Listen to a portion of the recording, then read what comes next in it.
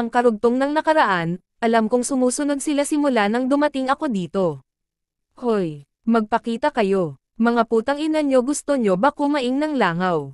At maya-maya ay lumabas ang isang lalaki, mahaba ang buhok na nakataas ang malapad na itak.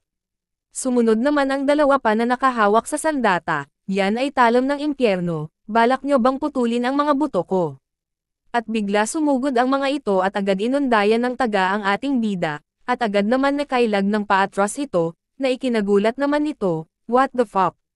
May aura sila ng killer. Sumigaw ito at agaw pumorma ng pakikipaglaban, mga lintik kayo. Tinakat nyo ako, ngunit patuloy itong sumugod na hawak ang mga sandata at handang pumatay. Agad naman hinawakan ng ating bida ang mukha ng hanggal na naunang sumugod, itong mga lintik na ito, sino sa inyo ang nagbalak na sugurin ako?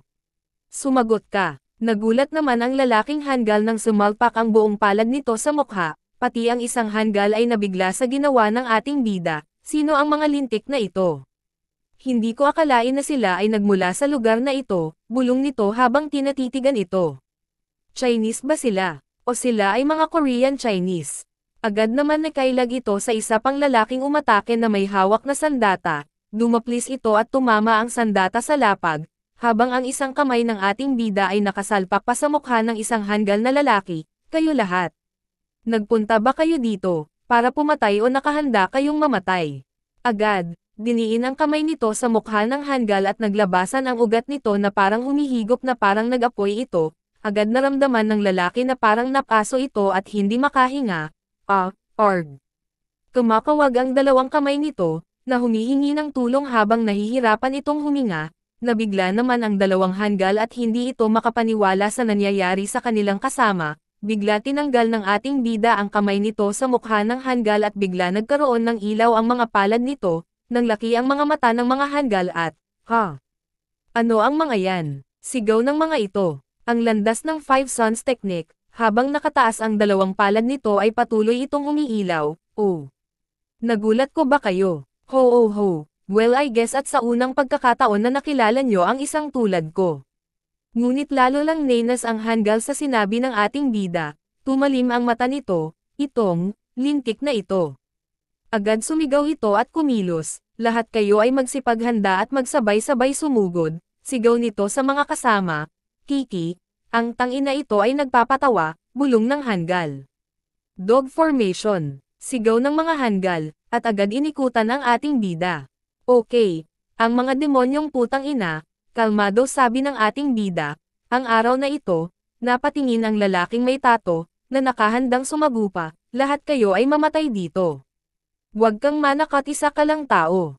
Patayin siya, sigaw ng leader ng mga hanggal, at agad itong sumugod na hawak ang mga sandata, habang pasugad ito ay tumalim ang mga mata nito, nakababakasan ng matinding galit, at kapansin-pansin din ang mga ilaw na asul at dilaw, at maya-maya ay biglang nagtalsikan ang mga dugo nito. Ganoon din ang mga kumok o titap na asul at dilaw na liwanag, duguan bumaksak ang tatlong hanggal, walang malay ang isa, at ang isa ay nakasubsob at ang isa ay bumaksak ng paluhod habang hawak ang sargong bibig nito na puno ng dugo, hindi ito makapagsalita kung hindi puro ungol ang maririnig, habang ang isang nakasubsob ay sabog ang bibig at tanggal ang mga ngipin, nandoon pa rin ang asul na kumok o titap, at ang isa pang walang nang malay kumok o titap na liwanag na kulay dilaw, hindi ka na ba aatake?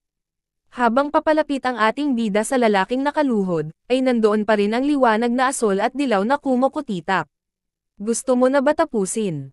Ito, lumapit ka uli sa akin katulad ng ginawa mo kanina, ungol lang ang naging sagot ng lalaki habang nakatikip pa rin ang bibig nito na puno ng dugo, na parang takot na takot ito. Sino ang nagpadala sa'yo? Mas maganda kung sasabihin mo habang kinakausap pa kita ng maayos. Kiki, hindi mo ako mapapaamin. Hirap na pagsasalita ng hanggal habang tinanggal ang kamay sa bibig, kahit sargo at puno ng dugo ang bibig nito, agad na nyukuran ng ating bida ang lalaki at tinapat ang mukha nito sa mukha ng hanggal, at ngumiti ito. Okay lang, alam ko naman kung sino. Kung iyan ang gusto mo masusunod. Bakit? Bakit mo ginagawa ito? Natatakot na sinabi ng hanggal, ang mga tao ay maaaring mabuhay ng tahimik at maayos kahit sa isang braso lamang, alam mo ba yon? Itong lintik na ito ay baliw. Bulong ng hanggal. Sa ngayon maupo ka lang at mag-relax, ang mga kaibigan mo na nandyan, ay mukhang mga basag na ang mga kamay at paa nila, don't worry ikaw na ang susunod. Habang tinaiktapik nito ang balikat ng hanggal na lalaki, na ikinagulat nito, napatingin ang lalaki na parang natauhan ito, habang papalakad na ang ating bida, agad naman tinawag ito ng hanggal, teka, sandali lang. Magsasalita na ako, nagkamali ako, please patawarin mo na ako, ganun ba? Tama yan naging desisyon mo, pero ano ang gagawin ko, sa tingin ko huli na ang lahat. Kahit gusto kitang patawarin, ay hindi na mabilang na pagkamatay ng mga taong sumusunod sa iyo, dapat lang nabaliin ang inyong mga buto at balatan ng buhay, at para makapaghinganti silang lahat, ano? Hindi nakikita ng lalaki ang mga kaluluwa na pinatay ng lalaki, maya-maya, pa ay maririnig ang mga nakakabinging sigaw ng mga hanggal na lalaki, habang panay ang talsikan ng mga dugo, kinabukasan sa lore, building, boss. Okay ka lang po ba? Nakikita mo naman ako ayos lang ako, nakangiting nito sabi. Sinong ang bastard na naglakas ng loob na gumawa nun? Sila ay mga profesional na assassins, ano? Mga assassins. Ulit nito, ang assassin na sinasabi mo, ito ba ay isang hitman? May alam ka ba tungkol doon? Ibig sabihin totoo ang balita. Ito ay isang open secret of the security business. Kung sila ay mga professional hitmen mula sa China, mahirap makahanap ng anumang bakas. Marami ba sila sa bansang ito? Nabalitaan ko na medyo marami rin, ang kanilang mga skills sa pagpatay at pagdukot ay pinakamataas, at nabalitaan ko ring na medyo malaki ang kanilang organisasyon trafficking business. Alam kong medyo delikado ang mga kalaban ko. Hindi magiging problema ang pagprotekta sa akin sarili ngunit maaaring nasa panganib ang aking pamilya. Ito na ba ang mga taong ito? Oo, 10 lang ang kaya kong dalhin ngayon dahil sa mga short notice. Para sa iyong nakababatang kapatid na babae ipapadala ko ang 2 ito bilang mga katulong na guro. At ang natitira ay maaaring magbantay sila sa malayo. Opo iwanan nyo man sa amin. Iniisip kong gawin training facility ang isang bahagi ng farm ng aking ama. Pakiset up din ng mga CCTV kasama ng iba pang hakbang sa seguridad, hindi problema ang gastos. Nabalitaan ko rin na magdadagdag ka ng 50 katao. Opo, kahit 100 na tao ay ayos lang, kung meron itong skills at mapagkakatiwalaan ko ito. Itinaas pa nito ang hintuturo, at mainit kong tinatanggap at makasama ito, opo. Katulad po ng sinabi nyo boss. Samantala sa isang bahagi ng building. Ano? Nabigo sila. Sigaw na sabi ng lalaki habang padabog na hinanpas ang kamay nito sa lamesa, mga walang kwentang bastard. Nasaan ang mga lintik na fucker na yon? Sigaw ng lalaking galit na galit habang nakatikom ang mga kamao nito, muli ay naupo ito habang nakatikom ang kamao nito, at binabayo ng mahina ang lamesa. Taesandyang putang. Ina mo ka, maghintay ka lang, at sisiguraduhin ko mawawala ka. Samantala, habang inabot ng ating bida ang folder agad itong binuksan at binasa ang isang pagkakakilanlan, ang third guy in charge ng Seoul. Gangnam Hanawise, Dong Chulhan. Samantala habang busy naman ang ating bida, ay dumating naman si Lawyer John na may kasama, papunta ito sa opisina ng ating bida, at habang naglalakad ang mga ito, hey, ano ba relax ka lang na stress na ang mga balikat mo, huminga ito bago muli nagsalita. Kahit sa edad kong ito ay hindi ko pa rin makontrol ng maayos ang akin emosyon, huwag kang mag-alala ang ating President Jiang ay mabuting tao, hindi mo na kailangan pang ma-stress, maging confident kang nakausapin mo siya tungkol sa iyon sarili. Naintindihan ko aking kaibigan, pero, tiyak hindi nyo naman ginagamit ang buong building na ito, di ba? Ginagamit namin ang buong building na ito, sagot ni Lawyer Joe, ano? Hangang sa makapasok na sila sa loob ng opisina, agad naman yumuko ang secretary at binati sila nito, pumasok po kayo director, team leader you, si President ba nandyan sa loob, naghihintay po siya sa loob, pumasok ito sa loob mismo ng opisina ng ating bida. President Jiang nandito na ako. Pasok ka, kanina ko pa kayo hinihintay, nakangiting sagot ng ating bida ano. Napakabata pa niya, nagulat na bulong ng lalaking kasama ni Lawyer John nang makita nito ang ating bida. Hoy, Guanwo batiin mo siya ng maayos, siya si President Jiang ang taong hahawak ng responsibilidad ng iyong buhay, bahagyang umatras ito at nagpakilala. Pleasure to meet you, my name Guanwo Han. Thank you for this interview opportunity. The pleasure is all mine. Thank you sa inyong pagdating. Please maupo ka. Siya ay medyo mature para sa kanya edad. Ngunit sa palagay ko ay hindi pa siya nagtrabaho sa kapaligiran ng kumpanya, bulong nito. Maya-maya ay dumating ang secretary na may dalang kape at maingat itong sinerve. Maya-maya, President Jiang, tiningnan mo ba ang resume ng kaibigan ko? Oo, ginawa ko. So, kumusta naman? Okay naman, matatawag pa nga siyang general ng Korean Industries, parang, napakaliit naman yata yon, bulong ng lalaki, tama ba? Ang kaibigan ko dito ay matatawag na living legend ng Daewoo at sinisigurado ko ito, naniniwala naman ako na kaya nga niya. Iyan po exaggerated. Nahihiyang napakamot ang lalaki, tinatanggap na kita. Ha, pero, bakit ang dali? Bulong ng nabiglang lalaki, may tiwala ako kay Lawyer Joe, at higit pa siya sa tunay kong kapatid, at kung nagustuhan kanya at nirekomende kanya sa akin, hindi ko na kailangan pang i-check ito, huy. Guanwo, siguraduhin mo aalagaan mo si President Jiang, at kung hindi maayos ang magiging trabaho mo, ako mismo ang magtatanggal sayo. Gagawin ko ang lahat ng aking makakaya upang mapagsilbihan ng maayos ang ating president. Nawala ang ngiti ng ating bida at sumeryoso ito. Kung ganon, pakiayos mo ang isang team sa pagkuhan ng 19th floor, ha? Pagkuhan ng team, ulit nito, ibibigay ko sa iyo ang posisyon ng team leader at director. Maraming salamat po, nagtrabaho ka sa Daewoo sa mahabang panahon, right? Opo. Nagtrabaho ako ng 26 years, sa totoo lang gusto ko ang mga taong galing sa Daewoo. Dahil sila ang gumawa ng mga bagay para sa kanilang sarili, iyan ay exaggeration, please pakidala mo ang mga taong galing sa Daewoo, okay sir. Kailangan ko ang mga taong may ambisyon, hey, ano po ba ang ibig mong sabihin?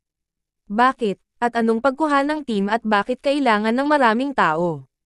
Oh my! Parang wala pang sinasabi si Director Joe, ho, hindi naman masaya kung masisira ko ang pag-uusap nyo, katulad ng ano. Ano bang kumpanya at sinusubukan nyong kunin ito?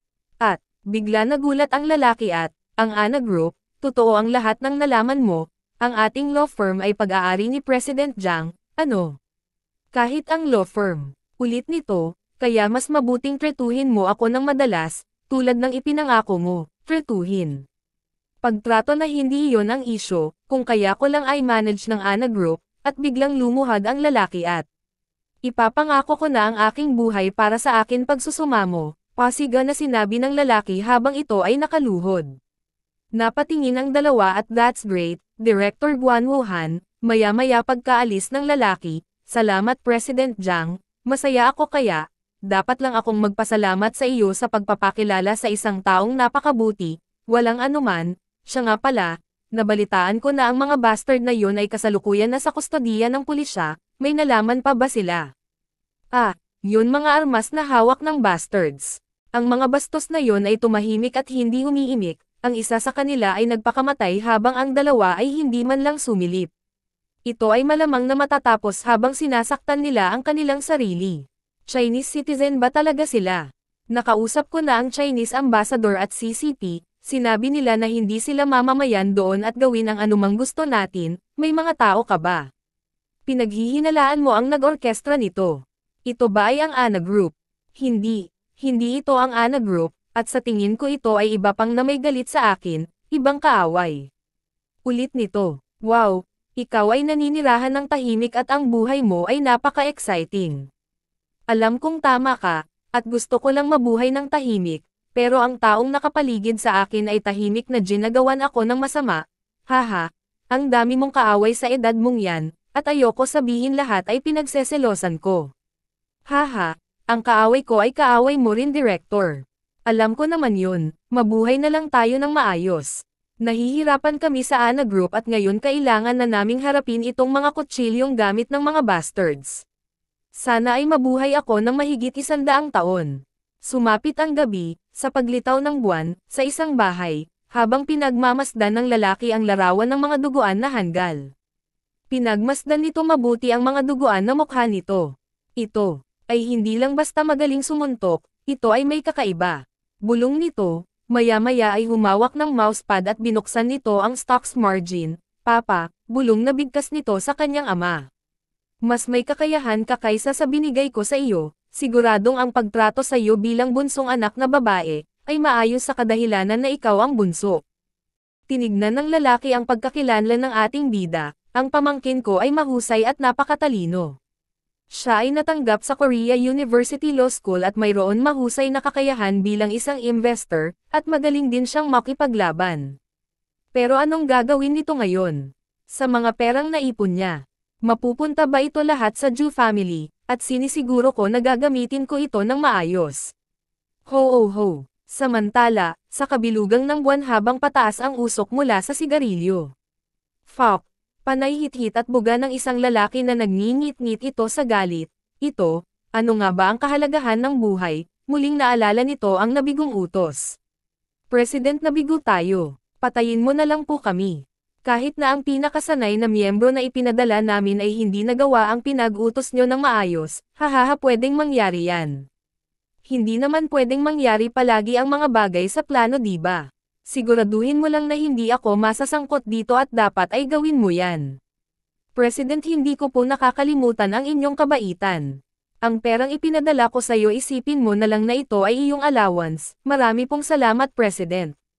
President Ju, kahit nabigo ako, ay binigyan mo pa rin ako ng 300 million, at naputol ang linya ng telepono, at sigurado ako na may kakaiba sa kanilang dalawa kay Jiang Taesan at President Ju, bulong ng lalaki habang nakatingin ang mata sa itaas, kung, mahusay kong nilalaro ang aking mga baraha, kaya kong kumita ng malaking pera.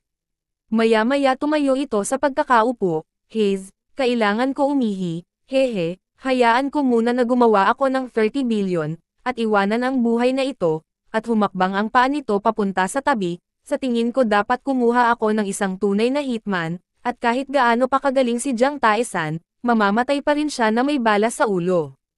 Malapit na President, at napangisi ito, at nabigla ito nang may biglang nagumpog ng ulo nito sa pader, na ikinagulat ng lalaki, at agad nagdugo ang bibig nito. Sino kang, bastard? Sigaw nito habang hawak ito sa ulo, at hindi ito makalingon sa likod para makita ang nagtulak sa kanya, ang lintik na ito. Muling iniuntog ang ulo nito sa pader, org. Sigaw nito, ang lintik na ito, hindi mo ba alam kung gaano kadelikado ang mundo, hahaha? Ungol ng duguan na lalaki na pilit kumakawala, hindi ito makagalaw dahil sa lakas ng kamay na nakahawak sa kanyang ulo, muli ay bigla nitong inihagis ng ubod ng lakas ang lalaking sa semento, basag ang ulo nito na nahihirapan huminga at hindi makagalaw at makabangon. Nilapitan ito at tinapakan nito ang ulo ng hanggal. Ikaw dapat ay inaayos mo ang gulong ginawa mo, at mas lalong diniin nito ang pagtapak sa ulo nito, pisak, na nawalang ito ng buhay. Dong Chulhan, ang buhay mong ito ay, tapos na mula sa liwanag ng buwan, ang kadiliman ay nabahiran ng pulang dugo, nakareceive ka ng karma points, umaga. Sa pagtilaok ng manok, nakareceive ka ng karma points. Habang nakahiga ito, medyo nakareceive ako ng maraming points ngayon umaga, maya-maya ay bumangon ito at tumano sa bintana, spring day na pala.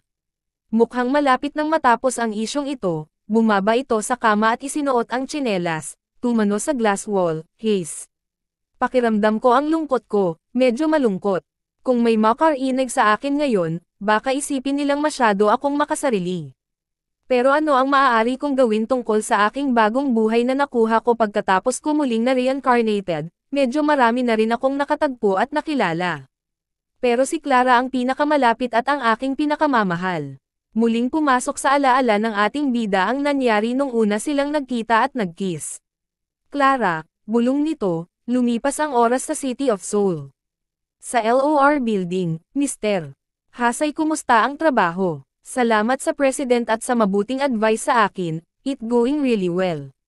Sinabi ko sa kanya na pumili ng isa pangalan sa tabi ng aking liege at nagpasya siyang tawagin ako President. Ang ANA Group business sector is managed in a tri-circle. Tri-circle means trust, respect and innovation. ANA Life, ANA Insurance, ANA Technology Finance, ANA Bank, ANA Investing, and ANA Asset Management. Ang lahat ng ito, kasama rin ang first part. Ang report ay hindi ko inaasahan, medyo masaya pakinggan pa. Bulong nito, ang second part na siyang pangunahing bahagi, ay nakafocus sa trading. Ito ay binubuo ng Ana Construction and Ana Chemical. Oh, ganun ba? Ang last part ay ang malls. Ana Galaxy, Ana Resort at ang Ana Development. Nakalkula namin na ang departmento ng serbisyo ay malapit ng magsama-sama.